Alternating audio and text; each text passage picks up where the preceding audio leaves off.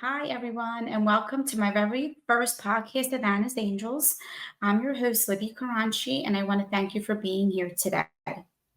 This podcast comes from a deep personal place. Over the past few years, I experienced a lot of heartaches. Actually, within the past 4 years, I lost my sister Anna to brain cancer. And then not too long after, about a month after, one of my coworkers, she was in her like late 70s. She never showed up for work. We were waiting for her. And I knew something was wrong because Miss Carolyn was always at work 15 minutes before her shift. So it was 7 o'clock a.m. in the morning and she didn't come. A couple hours go by. I knew in my heart something was wrong. And she had had a heart attack in front of her home as she was trying to make it to work. And shortly after, I lost another coworker, which was not too long after, in a tragic car crash. She was 22 years of age. Truly a beautiful soul. And then, after these three things had happened, I questioned God, and how much more can you give me, Lord?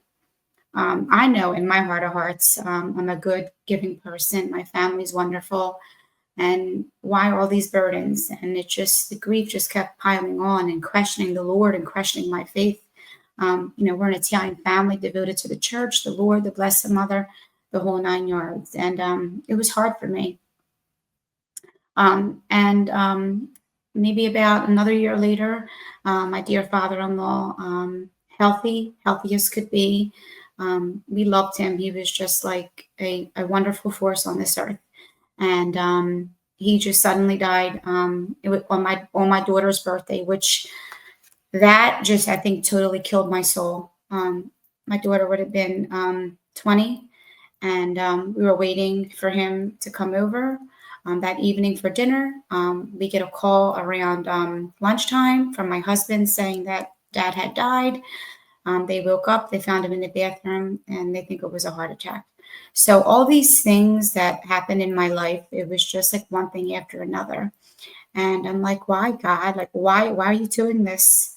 Um, and they say it's so wrong to question God, and things happen for a reason. But what are the reasons that all these things happen, right? You go to church, you're a faithful person, you help people, all these things, and then all these tragedies happen. They say it's to make you stronger. It's for something better that's coming on the way. But how can something be better when all these lives are taken from you? And I think, all these people that passed in my life really hurt me. But my sister's passing just totally, really killed my soul because she was an amazing person, Anna Carpino, an amazing person. And I'm not just saying that because it's my sister, but she also had many hardships in her life. Her son, which is my nephew Mario, was diagnosed with brain tumors at the age of 3. He is now 22. Thank the good Lord. He has some setbacks because of the chemo and the inoperable brain tumors. But my sister devoted her life to helping Mario and did everything that she could to make him successful, even with his health challenges. And she also was very devoted to Kisses for Kyle, our dear friend Sharon, who started this organization in honor of her son, Kyle. An amazing person who does so much for people. So my sister wanted to give back because she helped my sister when she was going through the diagnosis with Mario. So my sister devoted her life every day to giving back. She put others before herself. She raised thousands of dollars for Kisses for Kyle and for Alex's Lemonade Stand. So my nephew Mario, over the years, he was getting better. Knock on wood, he's doing well. And then shortly after, my sister gets diagnosed with glioblastoma, which is the most deadliest brain cancer that you could have. At first, we didn't know it was glioblastoma. She was having headaches. Went to the doctor, and they said she had a brain tumor. And we thought nothing. I'm not saying nothing of it, but we thought, she'll get it removed and she'll be fine. And that's what we thought. So she had the operation. She came out fine. We had to wait for the test results, and we were saying, she's going to be fine. Mario was fine. He beat his diagnosis. And then lo and behold, the test came back as glioblastoma. I wasn't too familiar with it. until my brother-in-law explained what it was. I felt like my whole life just flashed before my eyes because I'm one of three. I'm the middle child, and I was always the one who got up and did everything, like to support and get everything together, more like the coach of the family. So, and I think sometimes everything was always left for me. Oh, Libby got it. Libby's going to do it. She's going to take care of it. And to me, I loved doing it. I loved having that role in my family.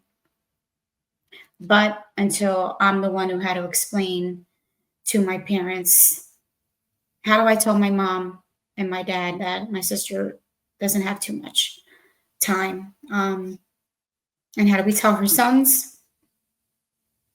It was a hard moment in her lives. But the reason for this podcast is for me to reach you guys, is because you don't want to have any regrets. I know it's hard if you know that someone's passing to tell them in such a way with grace. But to me, my whole life just shut down. And I acted like she was going to be better. I acted like she wasn't going to die.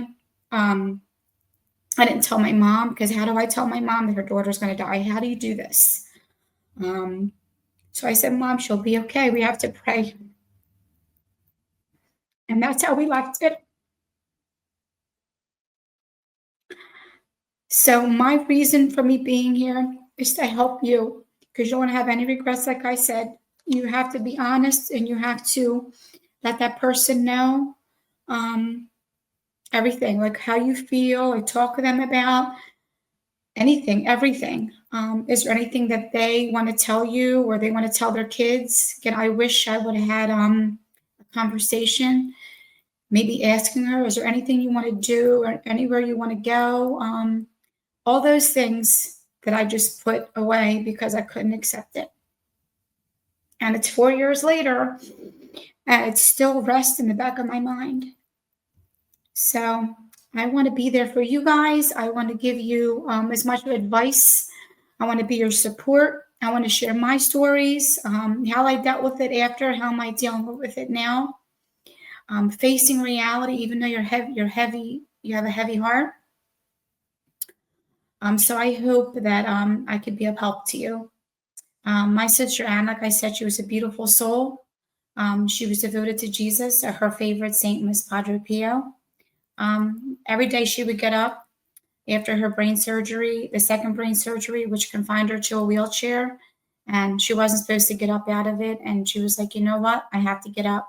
And I didn't want to argue with her. If she felt she could do it, I was there to catch her if she fell, but she would get up. And her words were, not today, Satan. You're not going to get me today. I'm going to get up. I'm going to take care of my family. My sister was always dressed to the nine. She loved always looking beautiful. She would get up, do her makeup, do her hair, and until she passed, she had always wanted to make sure that she was beautiful and represented who she was. She was truly an angel on this earth. And I'm not just saying that because it's my sister. She was a beautiful soul. And, I think maybe a year ago, I felt like when I started Anna's Angels in honor of my sister, where I raise money for families that are in need of financial support.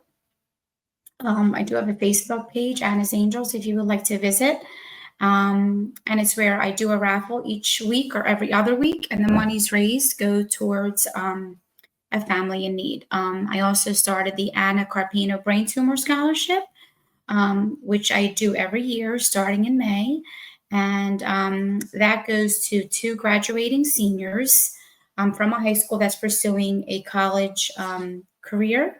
But they have to have a family member that's a brain tumor survivor or passed from brain cancer. And they would be awarded $500 towards a college of their choice. And there's 2 recipients for that. And my plan and my goal is to make this bigger in honor of my sister, to keep her memory alive. I know that when she was passing, she always said, please continue to help the kids. And that's why I wanted to do this in her honor and keep her legacy alive. So, in the future episodes, I'll share more about Anna, all about her, the regrets we carry, and how to find peace, discuss faith through loss, and talk about turning pain into purpose. I hope that sharing my journey, you feel less alone. You feel encouraged to hold your loved ones closer, to cherish all the little moments, and to find hope even when life feels unbearable. Thank you for joining me in this journey. Let's walk this path together, one story at a time. Thank you so much for listening to my first episode of Anna's Angels. My hope is that something you heard today encouraged you to hold your loved one a little closer, lean to your faith, and remember what truly matters. In this episode, I hope I touched you. I love for you to share it with a friend or family member who might need a little encouragement. You're not alone in this journey. We'll walk it through together, one story at a time. Until next time, take care of your heart, hold on to hope, and remember that life is really too short. God bless, and see you next time.